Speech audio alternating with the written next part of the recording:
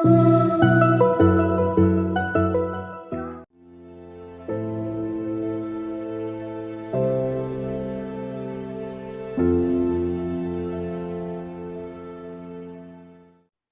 बीते दिनों में हमारे उद्धारकर्ता और मुंजी उद्धारकर्ता प्रभु यीशु मसीह के संबंध में, उनके जीवन के संबंध में हम बातों को सीखते चले आए हैं।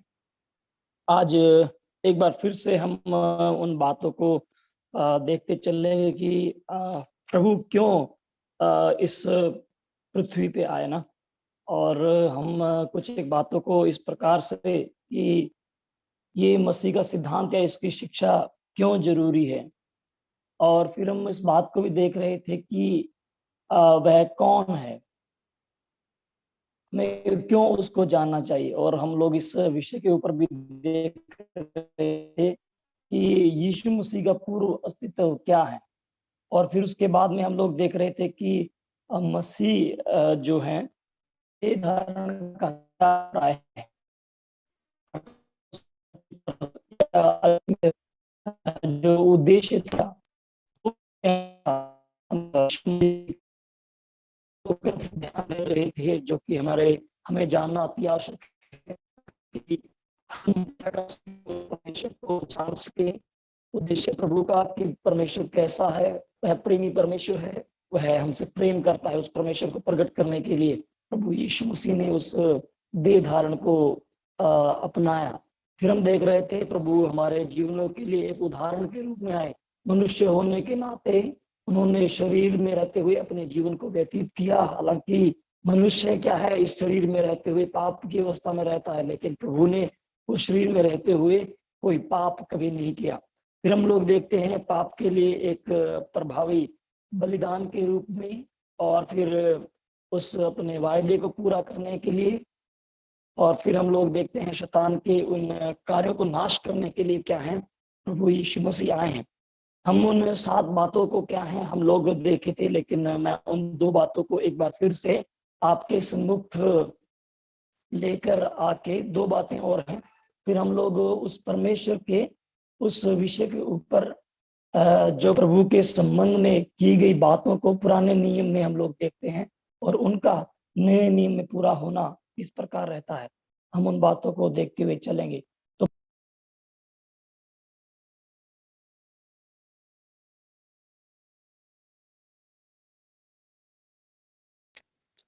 भाई म्यूट हो गया,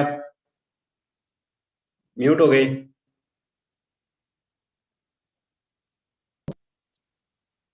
हेलो, हाँ जी, आवाज आ रही है। Okay okay. तो सॉरी, यहाँ पर क्या है, हम लोग प्रभु के उस बात को क्या है जो पुराने नियम में कही गई और उनका नए नियम में प्रगटीकरण या उनका पूरा होने को हम लोग देखेंगे। कुछ एक बातों को हम लोग देखते चले जाएंगे। उससे पहले प्रभु यीशु मसीह का देह धारण का जो अभिप्राय था वो क्या था, उसकी 2 बातों को हम लोग क्या है हम लोग देखते हुए आगे बढ़ेंगे। प्रभु हमारी मदद करे, प्रभु सहायता करे। और हम 5 बातों कल देख चुके थे, और आज हम लोग उन 2 बातों को और देखेंगे जो हमें बताते हैं। आखिरी और जो छठी बात है, छठी बात इस प्रकार से वो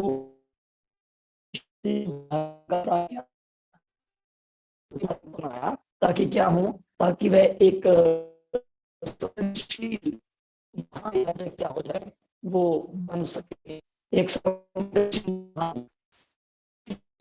उपलक्ष्य में भी याजकों के सामने या महायाजकों के पढ़े पुराने नियम के अंदर हम इन बातों को पढ़ते हैं। आप जानते हैं कि हारून के घराने से हम उनके आते हुए देखते हैं, और इजरायली लोगों के लिए ऊपर क्या है, प्रभु ने उनको नियुक्त किया है। और उनका कार्य क्या है, उनका कार्य ये है कि वो उन इजरायलियों के जब वो अपने जीवन के अपराध कर लेते हैं, उस अवस्था में जब वो प्रभु के सम्मुख आना चाहते हैं, तो उनके बीच में एक याजक जो उन लोगों के बीच में से लिया गया है, तो परमेश्वर के सम्मुख उसके लिए एक बलिदान को करके जो प्रभु के साथ में जो रिश्ता है, पाप को क्या है, पाप के लिए एक बलिदान को चढ़ाकर प्रभु के साथ में उस संबंध को फिर से स्थापित करते हैं। तो ऐसा उनका कार्य था। लेकिन यहाँ पर हम लोग जब पढ़ते हैं कि यीशु मसीह भी क्या बने, महायाजक के रूप में हमारे लिए बने हैं। तो इस बात को यदि हम देखें तो हम एक आयत पढ़ेंगे और उस बात से हम लोग सीखने की कोशिश करेंगे कि यीशु मसीह को महायाजक बनने की क्यों जरूरत पड़ी। हिब्रू की किताब आप यदि निकाल लेंगे, इब्रानियों की पत्री आप कोई भाई निकालें,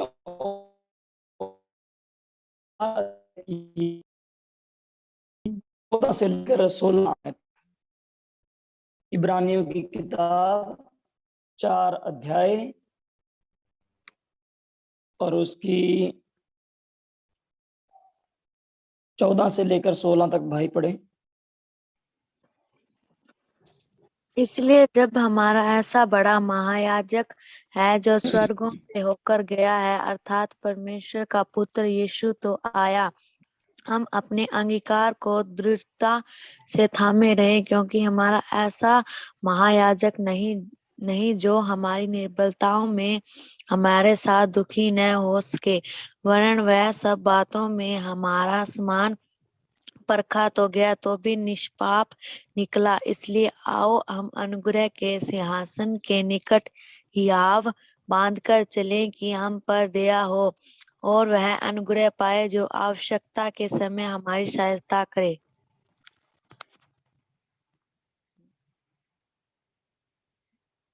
हम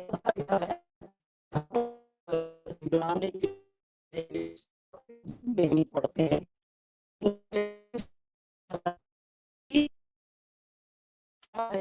जो हमारी इन निर्बलताओं में एक ऐसा महायाजक जो मनुष्यों के अंदर से लिया जाता था, वो क्या है, वो एक ऐसा व्यक्ति है या ऐसे समूह से वो आया है जो क्या है, जो भाई लोगों मेरी आवाज क्लियर नहीं है क्या, तो मुझे वीडियो ऑफ करना पड़ेगा। हाँ कोई बात नहीं ब्रदर, आप वीडियो ऑफ कीजिए, आवाज क्लियर नहीं आ रही है, बहुत ज्यादा कट रही है। अच्छा, मैं वीडियो ऑफ करूंगा तो उसके लिए शायद तक हो जाएगा। ओके, प्रभु मदद करे, सहायता करे। अभी मेरा आवाज क्लियर रहेगा? अभी ब्रदर अभी कट रहा है। हाँ हाँ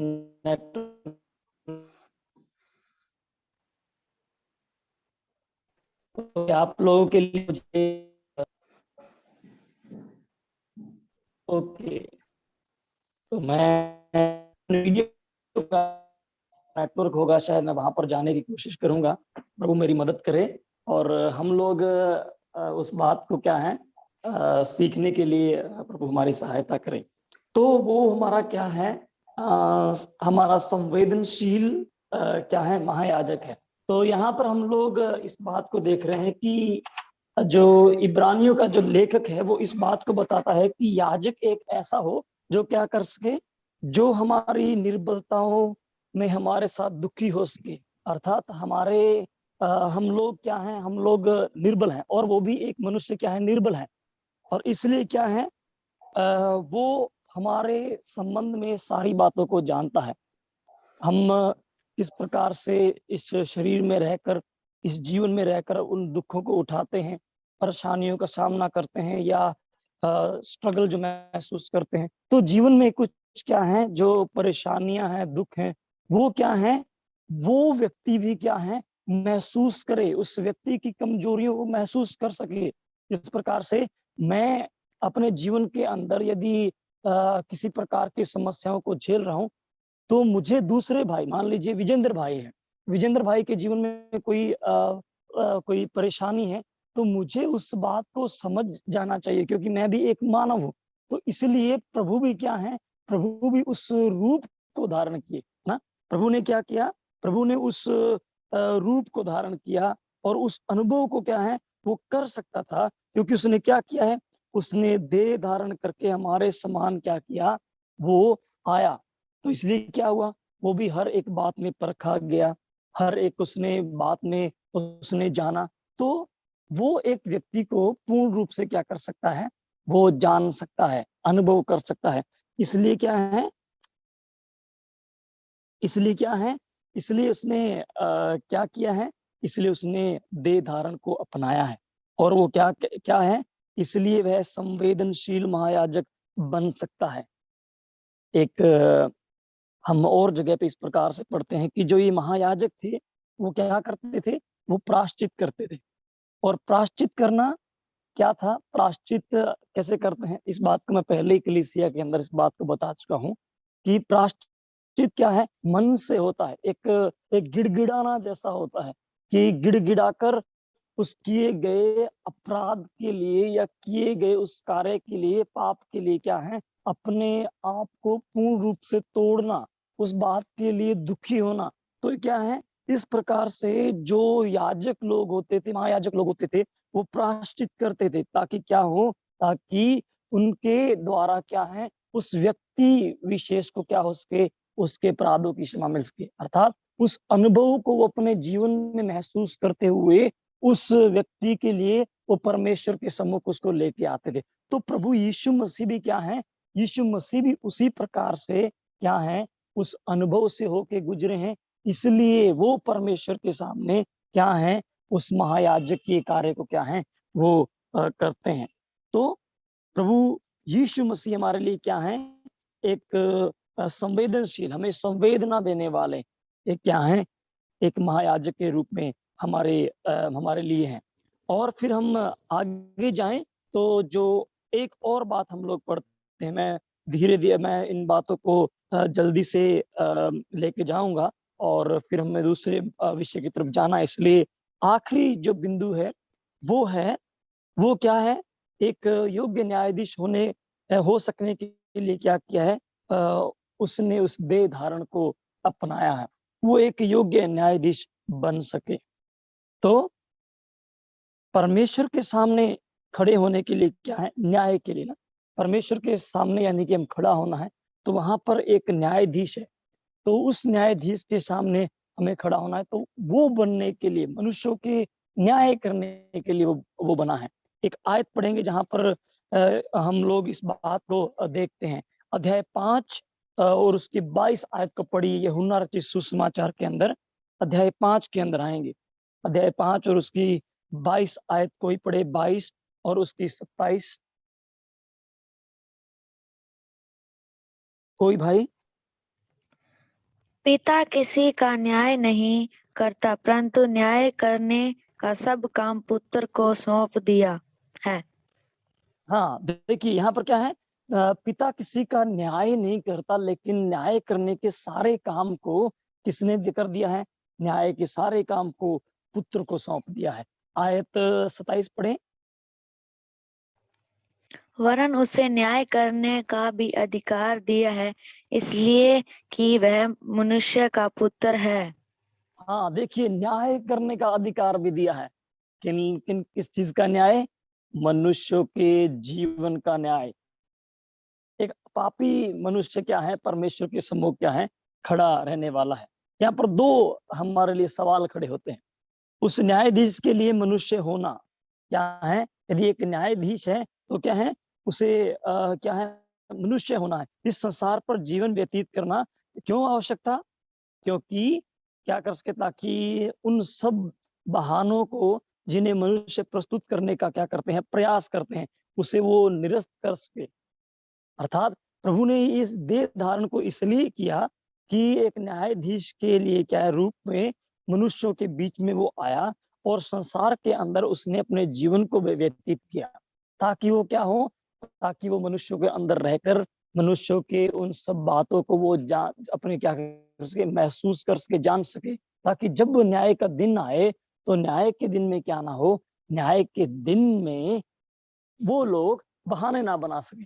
इसलिए प्रभु का क्या है, प्रभु का वहां पर मनुष्य के रूप में क्या है, होना अवश्य था। लेकिन हम क्या देखते हैं, यदि उस न्यायाधीश का परमेश्वर होना भी क्यों आवश्यक है, मनुष्य के रूप में पृथ्वी पे ऊपर आना, ताकि मनुष्य के सब बहानों को क्या कर सके, वो क्या कर सके, निरस्त कर सके, क्योंकि उसने समय एक मनुष्य के रूप में रहा है। फिर एक परमेश्वर के रूप में एक न्यायाधीश होना क्यों आवश्यक है? ताकि उसका न्याय सच्चा और धर्म में हो सके। तो इसलिए क्या है, परमेश्वर ने क्या किया है, परमेश्वर ने उस देह को धारण करके मनुष्यों के बीच में रहकर क्या किया, उनके जीवन के उन सब बातों को क्या किया है, अपने जीवन में अनुभव किया है। इसलिए वो क्या है, एक मनुष्य का रूप धारण करके क्या है, वो इस पृथ्वी पे आया। और दूसरा, उस न्यायाधीश का क्या है, परमेश्वर होना क्यों आवश्यक है? क्योंकि ताकि वो क्या कर सकें, वो जो सच्चा परमेश्वर है, जो सबके विषय में जानता है, वो क्या कर सके, वो उनका न्याय सच्ची रीति और धर्ममय तरीके से क्या कर सके। इसलिए क्या है, इसलिए प्रभु यीशु मसीह उस देह धारण को किया। हम इन बातों को देखते हैं कि प्रभु ने क्यों धारण किया, हमें परमेश्वर के हमें क्या कर सके, हमारे सम्मुख प्रकट कर सके, हमारे जीवनों के लिए उदाहरण दे सके, हमारे पापों के लिए एक बलिदान दे सके, और अपनी उस वाचा को पूरी करने के लिए जो उसने क्या किए हैं, जो उसने पृथ्वी के शुरू से होने से अपने लोगों को दिए हैं, उनको पूरा कर सके। शैतान जो मनुष्य के ऊपर और क्या है, अपने अधिकारों को रखता है और इस पृथ्वी के ऊपर उस शासन को चलाए हैं, उसको नाश करने के लिए जो मनुष्यों के द्वारा होते हैं, वो क्या है, उनको नाश कर सके और फिर हमारे लिए एक महायाजक बन सकें, हमारे लिए क्या कर सके, प्रायश्चित कर सकें, जो हमारे दुखों के अंदर शामिल हो सकता है और हमें संवेदना दे सकता है। और आखिरकार एक न्यायाधीश हो सकने के लिए उसने देह को धारण करके इस पृथ्वी के ऊपर आए। प्रभु यीशु मसीह अपने उस मनुष्य रूप में आकर हमें उन सब बातों के विषय में क्या है, वो बताए हैं। उनका अभिप्राय क्या था? तो प्रियो, आज हमारे जीवन के अंदर जब हम इन बातों को देखते हैं कि हमारा उद्धारकर्ता प्रभु यीशु मसीह क्या है, वो हमारे लिए किन बातों को अपने ध्यान में रखते हुए क्या है, इस पृथ्वी पे आए हैं।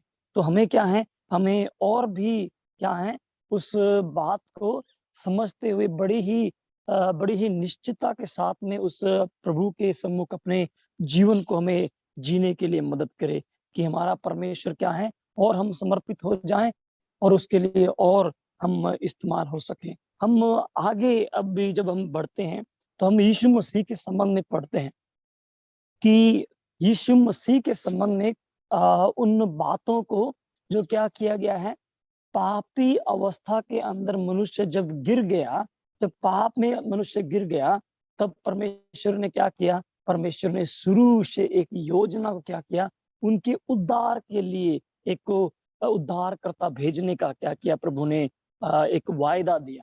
हाँ, उन्हीं वायदों को क्या है, हम भविष्यवाणी के रूप में क्या है, हम लोग देखते हैं।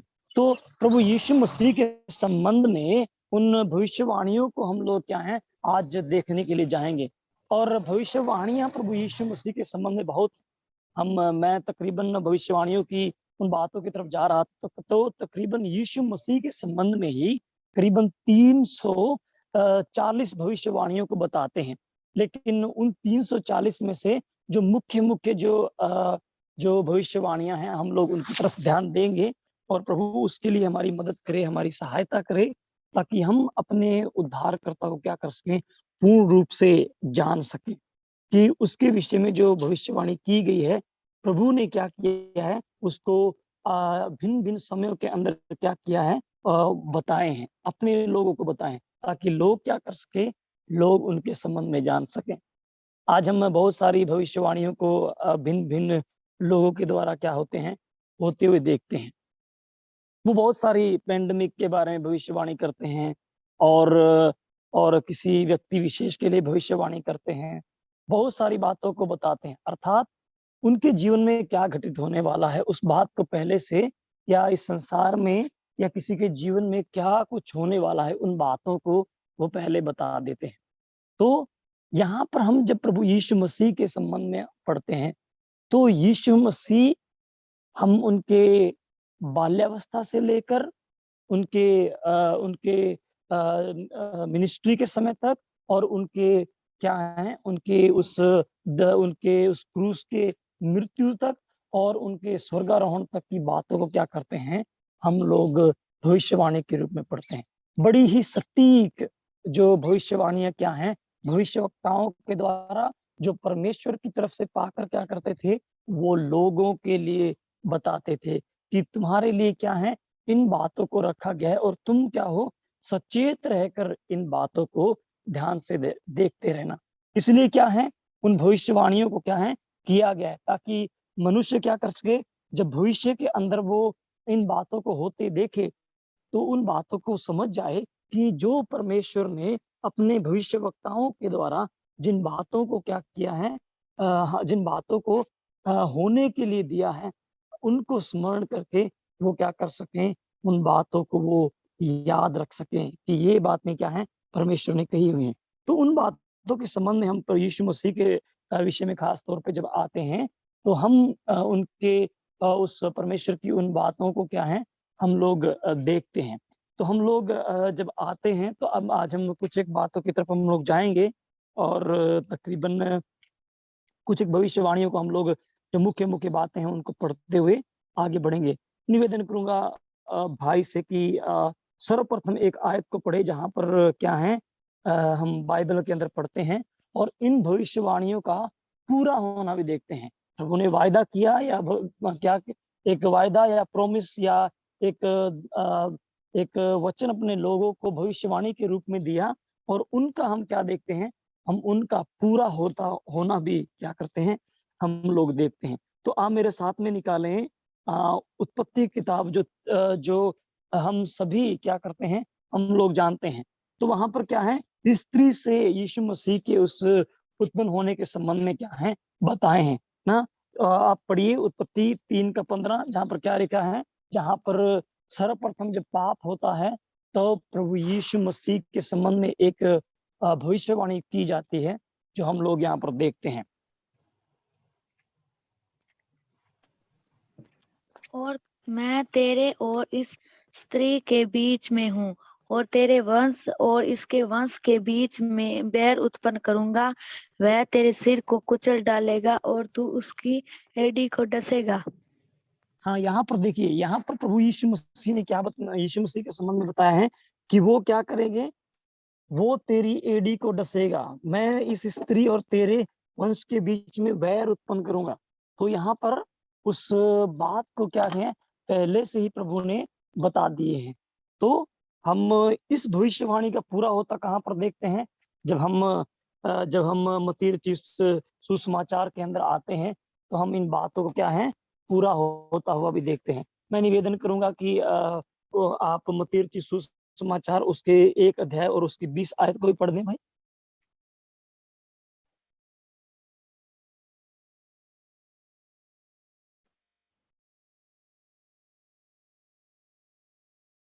मत्ती रचित सुसमाचार 1 अध्याय और उसकी 20 आयत को भी पढ़ दें। जब वह इन बातों के सोच ही में था, तो प्रभु का स्वर्गदूत उसे स्वप्न में दिखाई देकर कहने लगा, हे यूसुफ दाऊद की संतान, तू अपनी पत्नी मरियम को अपने यहाँ ले आना से मत डर, क्योंकि जो उसके गर्भ में है वह पवित्र आत्मा की ओर से है। हाँ, यहाँ पर क्या बताए हैं, यहाँ पर उस प्रभु यीशु मसीह के उस संबंध में बताए गए हैं कि क्या है, तू उसे लाने के अंदर मत डर, पवित्र आत्मा के द्वारा वो क्या किए गए हैं, वो हैं। एक और आयत पढ़िए, गलातियों की पत्री 4:4।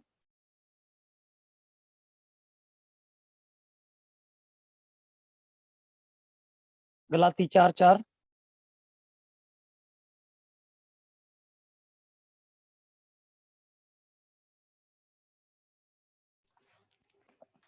परंतु जब समय पूरा हुआ तो परमेश्वर ने अपने पुत्र को भेजा, जो स्त्री से जन्मा और व्यवस्था के अधीन उत्पन्न हुआ। हाँ, यहाँ पर देखिए, यहाँ पर क्या है, परंतु जब समय पूरा हुआ तो परमेश्वर ने उसे अपने पुत्र को भेजा जो स्त्री से जन्मा।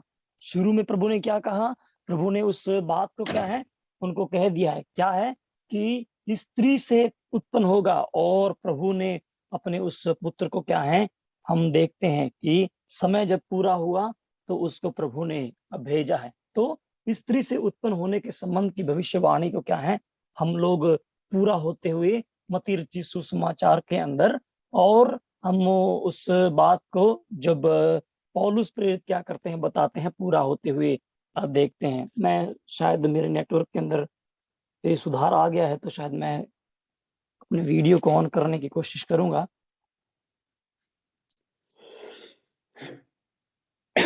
ओके, मुझे बाहर ही आना पड़ गया, तो कृपया आप मेरे साथ में इस यात्रा में बने रहें। प्रभु मदद करे, प्रभु सहायता करे। तो हम लोग क्या हैं, हम लोग यहाँ पर किस बात को देखते हैं, हम लोग यहाँ पर उस स्त्री से उत्पन्न होने की भविष्यवाणी को क्या है हम लोग देखते हैं। फिर हम इसी संबंध में एक और आयत पढ़ेंगे कि ये जो मसीहा है उसका जन्म कहाँ पर होगा। उस जन्म के विषय में हम लोग देखते हैं, जो हमें मीका की जो किताब है हम उसके अंदर उसको पाते हैं। मीका की किताब को आप निकाल लें बहन या भाई, कोई भाई या बहन पढ़े। 5 अध्याय की 2 आयत में इस बात को हम लोग पढ़ते हैं। मीका की किताब उसके 5 अध्याय के अंदर आए और उसकी 2 आयत में हम इस बात को पढ़ते हैं। क्या पढ़ते हैं? हे बेतलहम, हे प्राता, यदि तू ऐसा छोटा है कि यहूदा के हजारों में गिना नहीं जाता, तो भी तुझ में से मेरे लिए एक पुरुष निकलेगा जो इसराइलियों में प्रभुता करने वाला होगा, और उसका निकलना प्राचीन काल से वरन अनादि काल से होता आया है। देखिए, अभी क्या है, अभी यहाँ पर उस भविष्य उस प्रभु परमेश्वर के संबंध में क्या है बताए गए हैं। हे बैतलहम अप्राता, यदि तू ऐसा छोटा है। ये एक प्रदेश बहुत छोटा था और ये गिना नहीं जाता था। तो क्या है, प्रभु ने क्या किया है, वहां से एक पुरुष के निकलने के संबंध में बात की है। और वो कैसा है, वो इजराइलियों में प्रभुता करने वाला होगा और उसका निकलना प्राचीन काल से वरन अनादि काल से होता आया है। उस परमेश्वर प्रभु यीशु मसीह के संबंध में कि वह उनके जन्म के स्थान को क्या है बताए गए हैं। जो निम्न है उसमें से क्या है, एक प्रभुता करने वाला परमेश्वर आएगा। हम उस बात को लूका रचित सुसमाचार के अंदर पूरी होते हुए देखते हैं। जब लूका रचित सुसमाचार के हम लोग 2 अध्याय के अंदर आते हैं, लूका रचित सुसमाचार उसके 2 अध्याय और उसकी 4 और 6 आयत पढ़े भाई, 4 से अतः लेकर 6। यूसुफ इसलिए कि वह दाऊद के घराने और वंश का था, गलील के नासरत नगर से यहूदिया के दाऊद नगर बैतलहम को गया। हाँ, तो यहाँ पर क्या है, फिर क्या है, आगे पढ़िए। कि अपनी मंगेतर मरियम के साथ जो गर्भवती थी नाम लिखवाए। उनके वहां रहते हुए उसके जन्ने के दिन पूरे हुए और वह अपना पहलौठा पुत्र जनी, और उसे कपड़े में लपेट कर चरनी में रखा, क्योंकि उनके लिए सराय में जगह न थी। आपने कहाँ पढ़ा? गलील के नासरत के यहूदिया में दाऊद के नगर बैतलहम को गया, और वहां पर क्या है, हम लोग देखते हैं कि वहां पर उसका पुत्र का जन्म हुआ। उसके जन्म के स्थान के विषय में बताए गए हैं, सटीक भविष्यवाणी जो क्या है वो की गई है। फिर हम क्या है, हम यदि देखें तो उसके संबंध में कि वह कुंवारी से होगा, उसके संबंध में आप ऊपर वाले पदों के अंदर पढ़ चुके हैं। फिर एक बात को और देखते हैं कि वह किस नाम से पुकारा जाएगा। एक नाम उसे दिया गया है जो कि इमैनुअल नाम करके बताए गए हैं। हम उस इमैनुअल के संबंध में यदि यशायाह की किताब उसके 7 अध्याय की 14 आयत में पढ़े तो वहां पर लिखा गया है कि वो क्या है, और उसको क्या कहा जाएगा, इमैनुअल करके बताया गया, जिसका मतलब प्रभु हमारे साथ में। यशायाह की किताब उसके 7 अध्याय के अंदर आप आएंगे तो हम उस बात को यहाँ पर पढ़ते हैं। यशायाह 7 उसकी 14 में इस प्रकार से लिखा है, इस कारण प्रभु आप ही आपको क्या है देगा, तुमको एक चिन्ह देगा। सुनो, एक कुंवारी गर्भवती होगी, पुत्र जनेगी, उसका नाम इमानुएल रखेगी, इमानुएल। और यहाँ पर हम इस बात को देखते हैं कि इमानुएल का मतलब क्या है, प्रभु हमारे साथ है। तो प्रभु उन लोगों के साथ में है, उन्हें कभी छोड़ने वाला नहीं है। उनके लिए क्या है, उनके लिए आयाम को, उनके लिए माध्यम को निकालने के लिए रहते हैं। तो इसलिए हम इस बात को भी क्या है इस बात को मत्ती रचित सुसमाचार के अंदर जब आते हैं, उसके 1 अध्याय मत्ती रचित सुसमाचार 1 अध्याय की 23 आयत में हम आते हैं, तो वहां पर हमें इस प्रकार से देखने को मिलता है, देखो एक कुंवारी गर्भवती होगी और वह पुत्र जनेगी और उसका नाम इम्मानुएल रखा जाएगा, जिसका अर्थ है परमेश्वर हमारे साथ है। तो इस भविष्यवाणी को हम यीशु मसीह के जीवन के संबंध में क्या करते हैं, देखते हुए पढ़ते हैं, जहां पर यीशु के जन्म के विषय में पूरे चैप्टर में लिखा गया है। तो हम लोग फिर हम लोग देखते हैं कि अभी ये जो इम्मानुएल है, ये जो पुत्र दिया गया है, अभी इसका इस क्षेत्र के अंदर रहना क्या नहीं है, सही नहीं है। आप जानते हैं जो उस समय के जो उस समय का जो राजा था, उसने क्या किया, उसने जब सुना कि उसके राज्य के अंदर एक और राजा आ गया है, उत्पन्न हुआ है, उसने क्या किया, उसने उस प्रांत के सभी जो छोटे बच्चे जो 2 साल के नीचे की अवस्था में थे, उनको सभी को क्या किया है, उनको मार दिया है। लेकिन क्या है, इसके विषय में क्या है, भविष्यवाणी को हम लोग क्या करते हैं, हम लोग पढ़ते हैं, जो क्या है बच्चों के संबंध में खास तौर पर क्या होते हैं, मारे जाते हैं। और आप यदि निकालें तो आप यिर्मयाह की किताब आप यदि निकालें 31वें अध्याय के अंदर आप जब आएंगे, तो वहां पर हम इस बात को पढ़ते हैं, जिसकी भविष्यवाणी बहुत पहले ही क्या है, हो चुकी थी, और जिनके यीशु मसीह के जन्म होने के समय में हम लोग पढ़ते हैं। यिर्मयाह किताब 31वां अध्याय, कोई भाई पढ़े। यिर्मयाह किताब 31वां अध्याय, उसकी 15 आयत। यहोवा यह भी कहता है, सुन, रामा नगर में विलाप और बिलक कर रोने सब सुनने में आता है। रोहल अपने लड़कों के लिए रो रही है और अपने लड़कों के कारण शांत नहीं होती, क्योंकि वह जाते रहे। हाँ, यहाँ पर देखिए, यहाँ पर ऐसी घटना है जहाँ पर क्या है, मासूम बच्चों को, इनोसेंट जो इन्फेंट्स हैं, उनको क्या है, उनको मारे जाए, उनको मारा गया है यहाँ पर। इसलिए क्या है, उस भविष्यवाणी को क्या है, बच्चों के लिए जो क्या है, जो इनोसेंट है, उनके मारे जाने के संबंध में हम लोग यहाँ पर देखते हैं। और इस बात को, ये भविष्यवाणी है, और इस बात को हम लोग कहाँ पर, यीशु मसीह के जन्म के ऊपर क्या करते हैं, हम लोग देखते हैं। इसलिए क्या है, हम मत्ती रचित सुसमाचार के अंदर आए, तो उसके उसी 2 अध्याय के अंदर जब हम आते हैं, तो 16 से लेकर कहाँ तक पढ़े, 16 से लेकर मत्ती रचित सुसमाचार 2 अध्याय, उसके 16 से लेकर 18 तक पढ़े, तो वहां पर क्या देखें, जब हेरोदेस ने क्या किया। हाँ हाँ, भाई पढ़िए। जब हेरोदेस ने यह देखा कि ज्योतिषियों ने उसके साथ धोखा किया है, तब वह क्रोध से भर गया और लोगों को भेजकर ज्योतिषियों द्वारा ठीक ठीक बताए गए समय के अनुसार बैतलहम और उसके आसपास के स्थानों के सब लड़कों को जो 2 वर्ष के या उससे छोटे थे, मरवा डाला। तब जो वचन यिर्मयाह भविष्यवक्ता के द्वारा कहा गया था, वह पूरा हुआ। ओके, तो यहाँ पर क्या है, यहाँ पर हम उस हेरोदेस के संबंध में, उन बच्चों के जो क्या है, जो छोटे थे, उनको मरवा डालने के संबंध में हम लोग देखते हैं। तब जिसने ये अपराध किया नहीं है, और वहां पर हम लोग क्या देखते हैं, हम लोग बच्चों के उस मैस्ट्रे के बारे में पढ़ते हैं कि किस प्रकार से उनको मारे जाते हैं।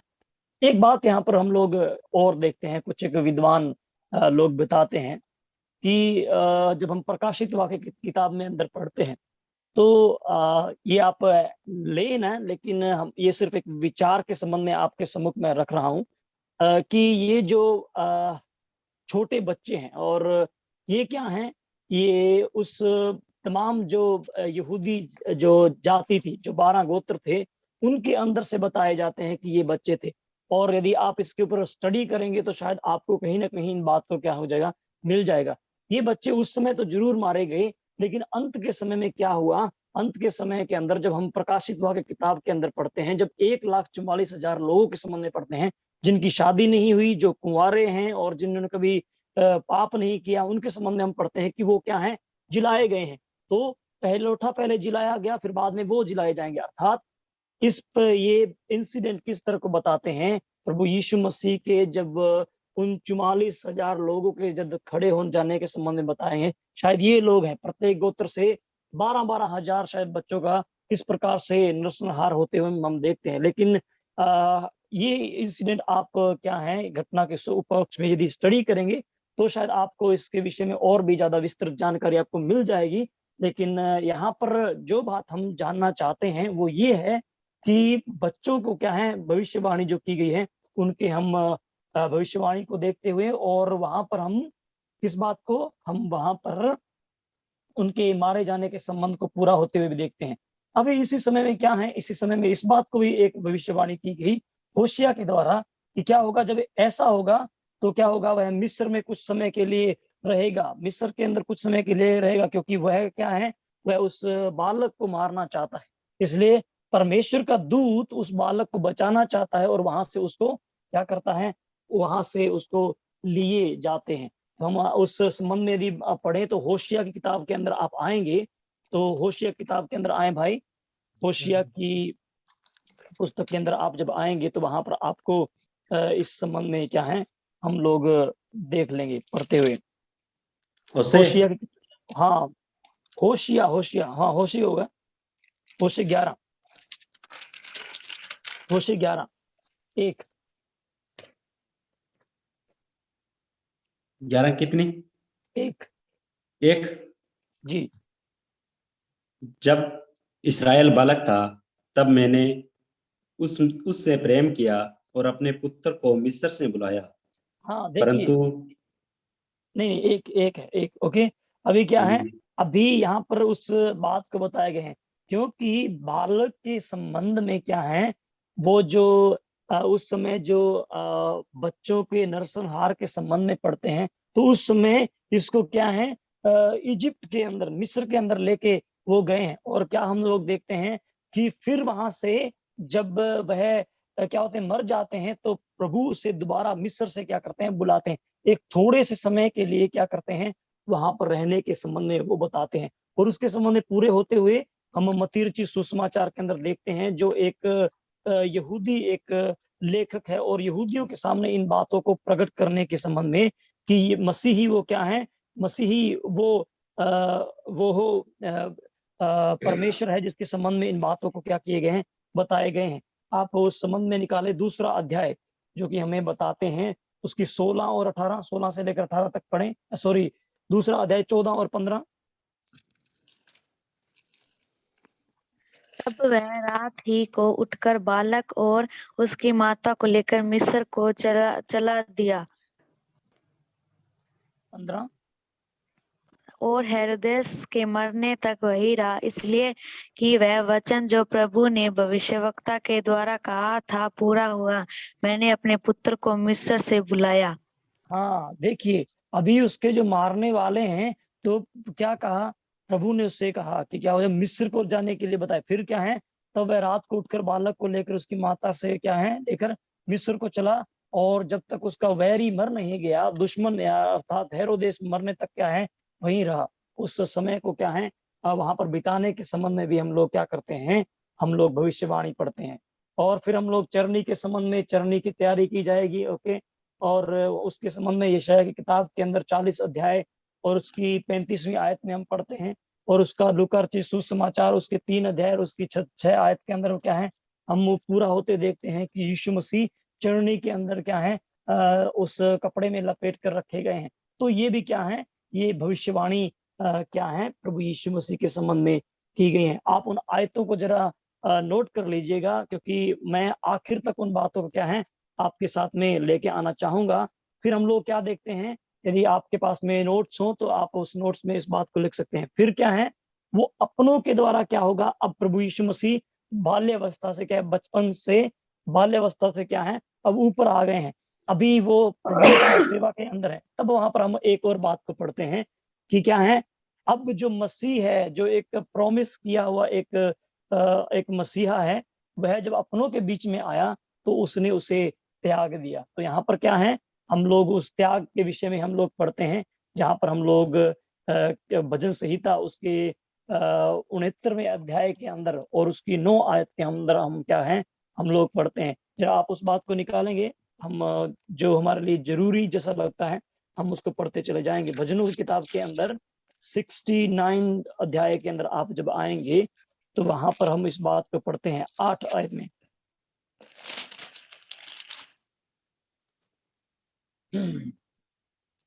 69 की 8। 69:8। मैं अपने भाइयों के समान अजनबी हुआ और अपने सगे भाइयों की दृष्टि में परदेशी ठहरा हूँ। हाँ देखिए, यहाँ पर क्या है, अपने लोगों के बीच में आए हैं और यहाँ पर कहते हैं मैं अपने भाइयों के सामने अजनबी हूँ, एक अनजान व्यक्ति हूँ। अर्थात एक ऐसा व्यक्ति जिसको कोई जान पहचान नहीं है। हम अजनबी लोगों को देखते हैं क्योंकि हम उनके साथ में कोई संबंध नहीं है, हम उनको जानते नहीं, इसलिए हम क्या है, वो हमारे लिए एक अजनबी है। और यहाँ पर बताते हैं मैं अपने भाइयों के सामने, जहाँ पर क्या है, ब्रदर्स हैं। और हम क्या है, हम इस बात को देखते हैं कि यीशु मसीह के भाइयों ने क्या किया। यीशु मसीह के भाइयों ने कहा, अरे तू जा, यहाँ पर हमें क्या है, तेरे अपने जो चमत्कार है हमें मत दिखा, तो अपने चेलों में जा और अपने चेलों के साथ ये सब कर। क्योंकि क्या है, अपने लोगों ने उसके ऊपर विश्वास नहीं किया। हम यदि छोड़ने के संबंध में कहें तो किस किस ने छोड़ा, उसके परिवार वालों ने उसे छोड़ा, उसके चेलों ने उसे छोड़ा, उसके जो प्रांत के जो लोग थे उसने उनको छोड़ा। और क्या है, हम देखते हैं कि उसके छोड़ने की जो प्रक्रिया इस तरह क्या है बढ़ जाती है। उसके चेले उसको भी क्या है, उस गत्समनी बाग के अंदर छोड़ के चले जाते हैं। तो हम उस संबंध के अंदर क्या करते हैं, हम लोग यदि जाएं तो हम लोग आप यूहन्ना रचित सुसमाचार के अंदर आए तो उसके 1 अध्याय के 11 आयत में आप क्या देखते हैं, जगत में क्या हुआ, वो यूहन्ना रचित सुसमाचार, और जगत ने उसे क्या नहीं किया, पहचाना नहीं। शायद इसी आयत को वहां पर 1 अध्याय और उसकी 11 आयत में लिखा हुआ है। भाई पढ़े, यूहन्ना 1:11। वह अपने घर आया और उसके अपनों ने उसे ग्रहण नहीं किया। हाँ देखिए, क्या है, वह अपने घर में आया है। यदि मैं अपने घर के अंदर जाऊं तो मेरे घर वाले यदि मुझे स्वीकार नहीं करते हैं तो भाई मेरे लिए तो बहुत बड़ी क्या है, ये एक बहुत बड़ी दुख की बात है, या मेरे लिए क्या है, एक अचरज की बात है, क्योंकि मेरे परिवार वाले मुझे नहीं पहचान रहे हैं। इस यहाँ पर पता है, वह अपने घर में आया, कहीं बाहर से कहीं किसी और जगह पर नहीं, पर अपने घर में आया और क्या किया, और उसके अपनों ने उसे ग्रहण नहीं किया। अपने लोगों ने उसे ग्रहण नहीं किया, त्याग दिया है। और क्या है, त्याग इस कदर है कि क्या है, उसे हर जगह पर इस प्रकार से त्याग उसको देखना पड़ रहा है। फिर हम 7 अध्याय उसके 5 आयत में आएंगे तो वहां पर हम और बात को पढ़ते हैं। 7 अध्याय उसके 5 आयत में क्या पढ़ते हैं, क्योंकि उसके भाई भी उस पर विश्वास नहीं करते थे। हाँ तो क्या है, क्योंकि उसके भाई भी उस पर विश्वास नहीं करते थे। भाइयों को विश्वास नहीं है ना? उसके भाइयों ने उसे त्याग दिया है, इसलिए क्या है, वह अपनों से क्या किया गया है, त्यागा गया है। और वो फिर उसके संबंध में हम आगे आए तो फिर हम दूसरी पढ़ते हैं कि वह टूटे हृदय वालों को चंगा करने आया है। वह क्या है, वो फिर हम उसके संबंध में पढ़ते हैं कि वह क्या है, वह मसीह धोखा दिया जाएगा, उसको धोखा देकर क्या किया, पकड़वाया जाएगा। और हम लोग इस संबंध में यदि हम आए तो इसके संबंध में हम लोग पुराने नियम के अंदर हम भविष्यवाणी को पढ़ते हैं। और यदि हम भजनों की पुस्तक में आए, 41वें अध्याय में आए भाई, 41वें अध्याय के अंदर आए, हम लोग उन समय की तजाकत को देखते हुए पूरा करते हुए जरूर बढ़ेंगे। 41वां अध्याय और उसकी भजनों किताब उसके 41वें अध्याय की 9 आयत के अंदर आए तो वहां पर क्या आप देखते हैं, मेरा 41 परम मेरा परम मित्र जिस पर मैं भरोसा रखता था, जो मेरी रोटी खाता था, उसने भी मेरे विरोध लात उठाई है। यहाँ पर देखिए क्या है, 9 आयत में कहता है मेरा परम मित्र जिस पर मैं भरोसा रखता था, जो मेरी रोटी खाता था, उसने भी मेरे विरुद्ध क्या है, लात उठाई है।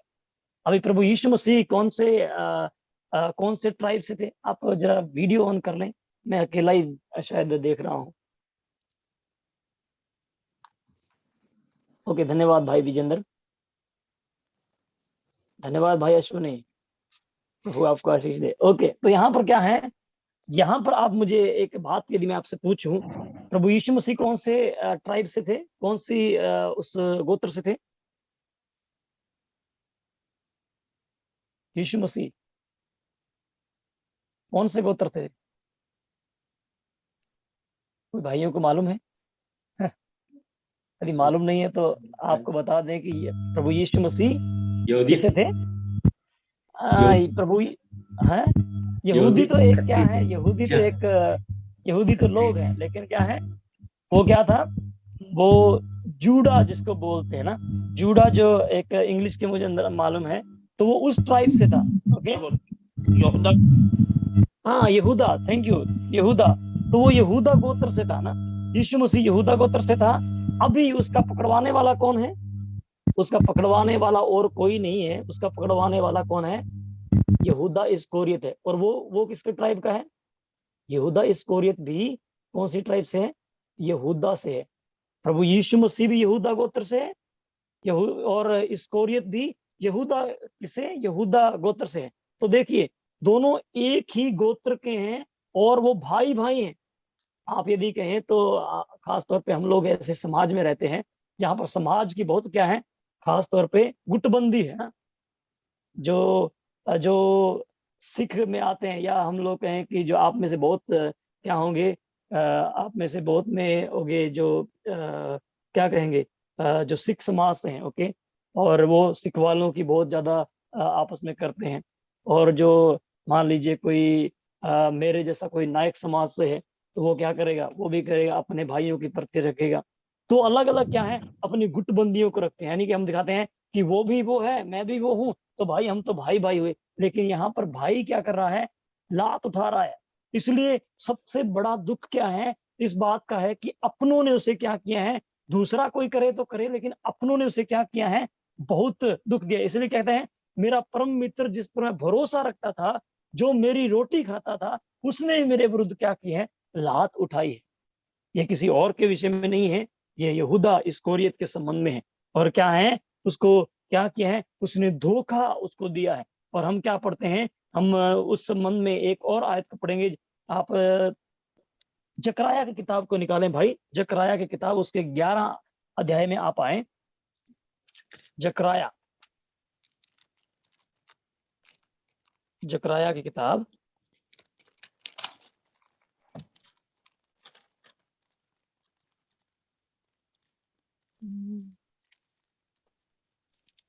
जकराया की किताब उसके 11 अध्याय में आप आए और उसकी 12 और 13 पढ़े।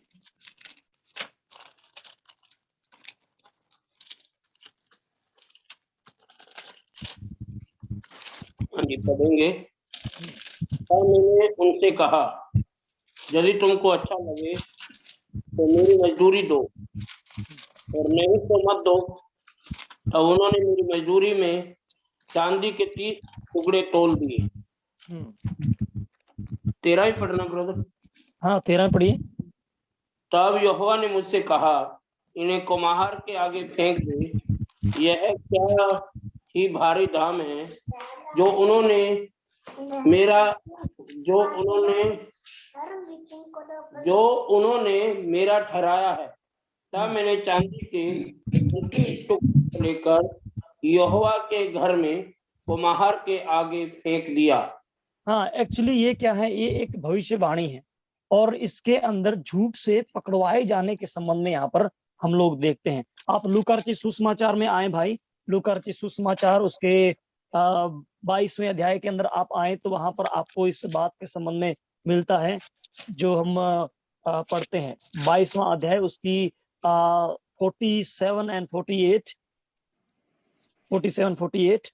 वह यह कह ही रहा था कि एक भीड़ आई और उन 12 में से एक जिसका नाम यहूदा था उसके आगे आगे आ रहा था। वह यीशु के पास आया और उसका सुमा ले।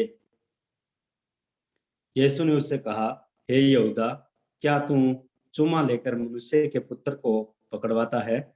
हाँ देखिए, ये एक क्या था, उसका ट्रिक था। क्या इसने कहा कि मैं जब जाऊं जो क्या होगा, जो जिसको तुम्हें पकड़ना होगा मैं उसको क्या करूंगा, मैं उसको एक चुम्बन दूंगा। ओके, उस समय एक ये ग्रीटिंग्स का एक क्या था, एक तरीका था। तो क्या है, जब मैं वहां पर जाऊंगा तो एक तुम्हें मैं चुम्बन दूंगा, और इस कारण तुम क्या करना, तुम समझ लेना कि जिस व्यक्ति को तुम्हें पकड़ना है वह कौन है।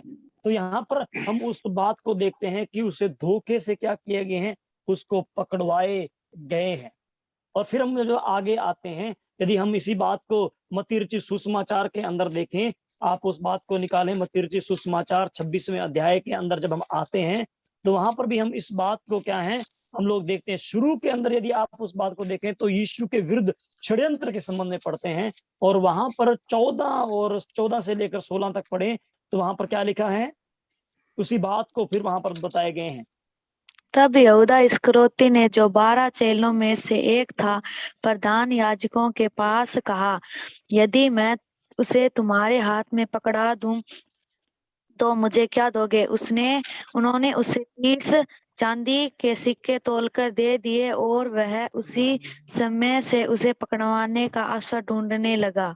देखिए हम क्या हैं, हम जकरयाह की किताब के अंदर उस 30 सिक्कों के संबंध में पढ़ते हैं और उसके फेंके जाने के संबंध में पढ़ते हैं, और ये भी क्या है, ये बाद में जो मनुष्य क्या है, यहूदा इस्करियोत, ये जाके उन याजकों को ये सिक्के वापस भी दे देता है। अब उन संबंध में हम लोग नहीं जाएंगे, लेकिन यहाँ पर हम जो क्या करते हैं, यहाँ पर हम देखते हैं कि वह उसे षड्यंत्र से पकड़वाने के विषय में क्या है करता है। ये एक भविष्यवाणी जो प्रभु यीशु मसीह के संबंध में यहाँ पर कही गई है।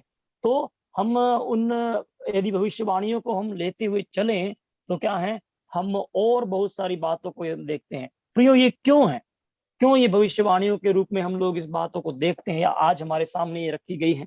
ये इसलिए है ताकि हम उस परमेश्वर के संबंध में जिसकी प्रतिज्ञा अर्थात प्रभु ने की और जिसके विषय में भविष्यवाणी जो क्या है युगों से चलती आ रही है, उनको जानने के बाद में क्या हो, हम लोग समझ लें कि यही वो उद्धार करता है जिसके संबंध में क्या की गई है, बातें कही गई हैं।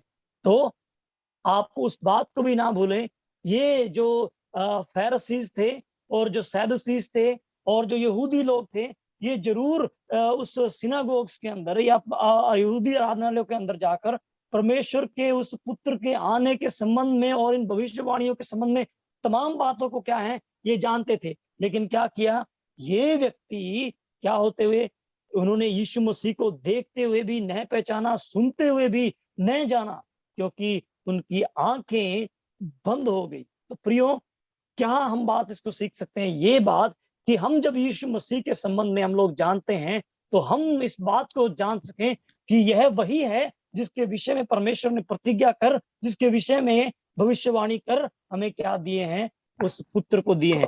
हर एक बात उसके जन्म से लेकर बाल्यावस्था, बाल्यावस्था से लेकर मिनिस्ट्री, मिनिस्ट्री से लेकर उस मृत्यु और मृत्यु से लेकर उस स्वर्गारोहण तक क्या है, बाइबल के पुराने नियम के अंदर बताए गए हैं। और नया नियम क्या करता है, उन बातों को हमारे सामने रखता है। तो प्रियो, हम जब इन बातों को, भविष्यवाणियों को क्या करते हैं, जब हम इस ज्ञान में हम अब जब आते हैं तो हम उस परमेश्वर के प्रति क्या करें, हम उस परमेश्वर के प्रति और भी क्या हो जाएं, वफादार हो जाएं, और भी क्या हो जाएं, प्रेमी बन जाएं, क्योंकि यह वही है जिसके संबंध में क्या किए गए हैं, उद्धार के संबंध में बात कही गई है। वह क्या होगा, जगत का उद्धार करने वाला होगा, और वो उद्धार करता हमारे लिए आया। और अभी भी ऐसी बहुत सारी भविष्यवाणियां हैं जो क्या हैं, पूरी होनी बाकी है। तो प्रभु हमारी मदद करे, प्रभु हमारी सहायता करे, हमारे उस परमेश्वर के लिए जिसने क्या की है, जिसने उस प्रतिज्ञाओं को हमारे सम्मुख, उस भविष्यवाणियों को हमारे सम्मुख रख के उनको पूरा करके हमें बताए हैं। प्रभु हमारी मदद करे, प्रभु हमारी सहायता करे, ताकि इन बातों के द्वारा हम अपने परमेश्वर के प्रति और ज्यादा निष्ठावान और ईमानदार और अपने जीवन को प्रभु के लिए बिता सकें, क्योंकि वही है जो प्रतिज्ञा का पुत्र है। प्रभु के नाम की महिमा और स्तुति हो।